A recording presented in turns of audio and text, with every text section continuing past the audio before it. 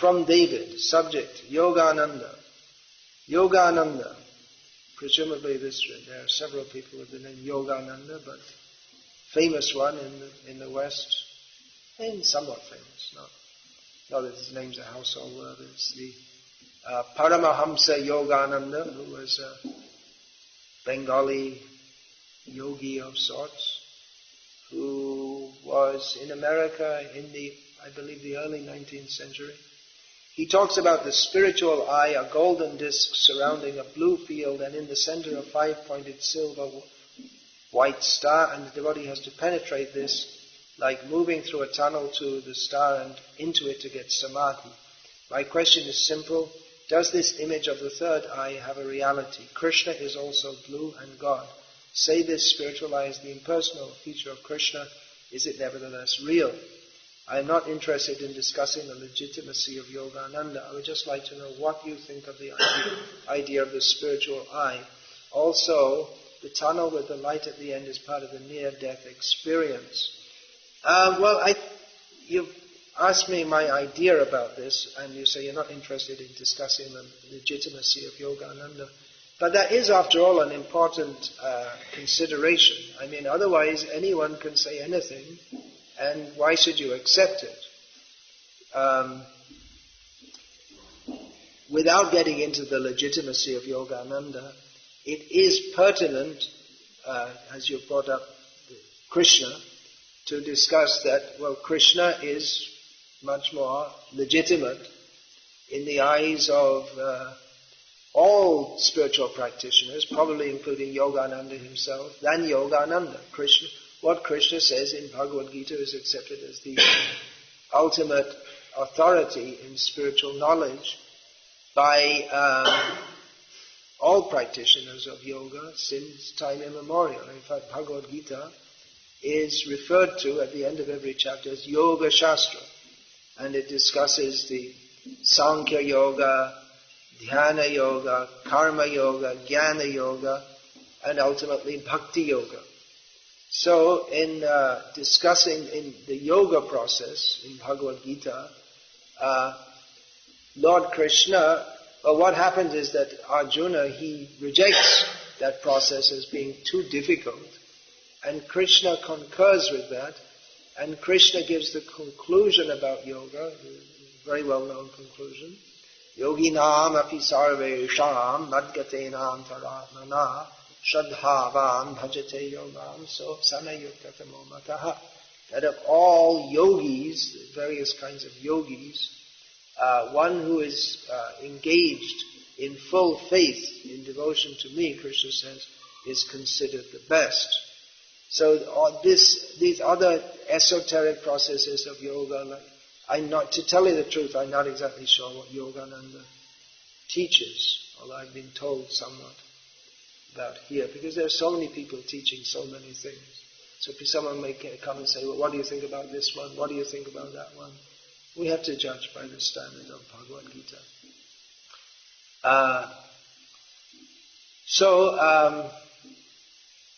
This process of yoga is very difficult, especially in this age, to perform.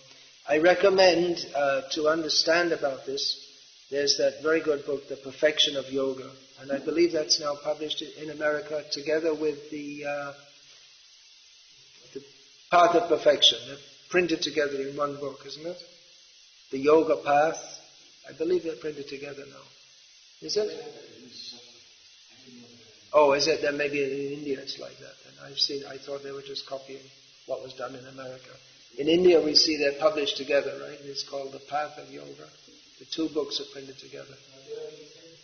It's still separate. Somewhere I saw them together, printed together.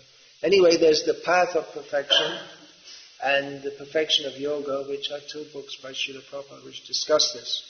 Now, this discussion of the third eye, is it a reality? Well, first question is, what is the meaning of reality? If you say, well, is it real?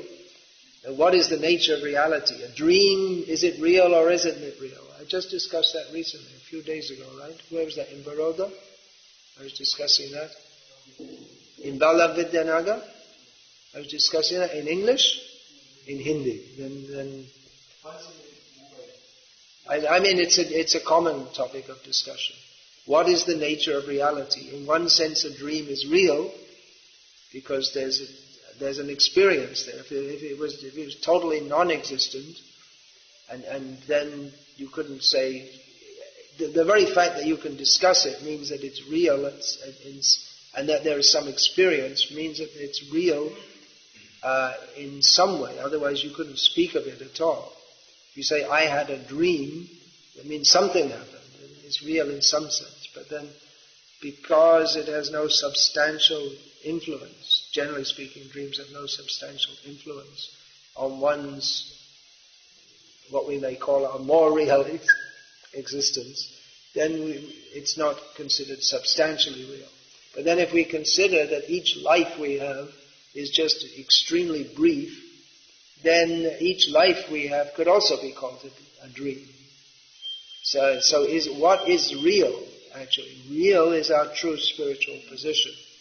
So all these things that is discussed, the third eye, yes, it's real at some level, but it's not the ultimate level.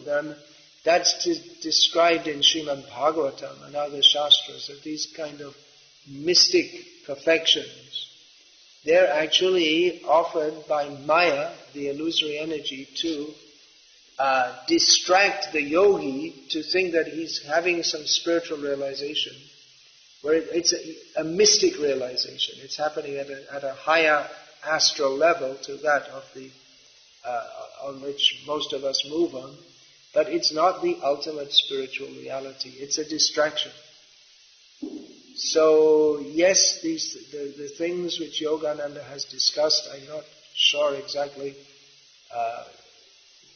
what is all this, but the mystic, what are called siddhis, or perfection, in which one can experience various astral levels, one can travel in the astral body to various parts of the universe.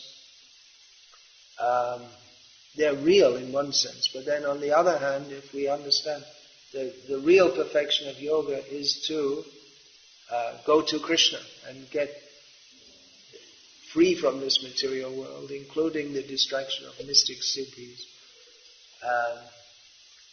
And that is ultimate reality, because it's not limited by time like a night dream or by a daydream. By a daydream I mean this life flipped like this, 70 years, 80 years, it's just a blip in time.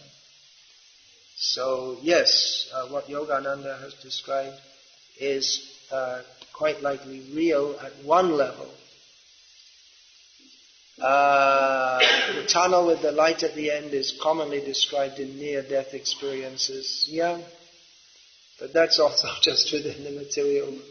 It's just within material semi-reality. Something like these video games or something, and you get so absorbed and then it becomes as if real, and you think it's video game, computer games. I mean, I must admit I've never played any of these games, and I trust I won't waste my time ever doing so. But people get so absorbed in it, they take it as real.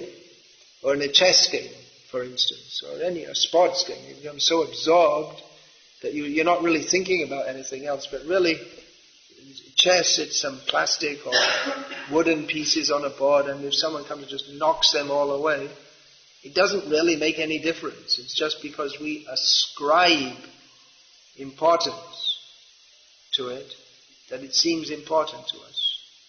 The Cricket World Cup is going on. Someone's asking from America, it seems.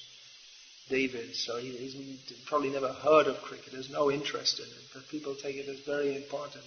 But ultimately it doesn't matter whether the ball goes this way or that way, but just because we have ascribed a part, it's a convention that everyone playing the game,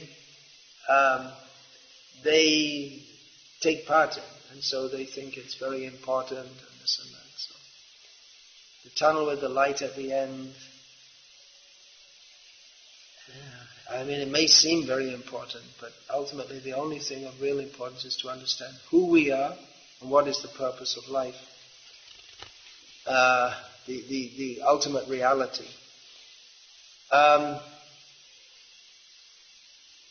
Otherwise you can, there are so many different teachers. Yogananda, this Ananda, so many different teachers. You can go on and on, but the real question, there are so many questions being asked here in this Ask BVKS, but the really important question is Ke ami kene amai jare tapatroy. That's Sanatana Goswami asked Chaitanya Mahaprabhu.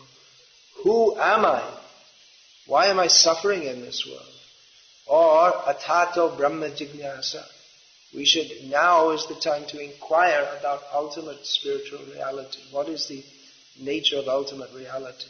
Without that, all questions, they're really missing the point.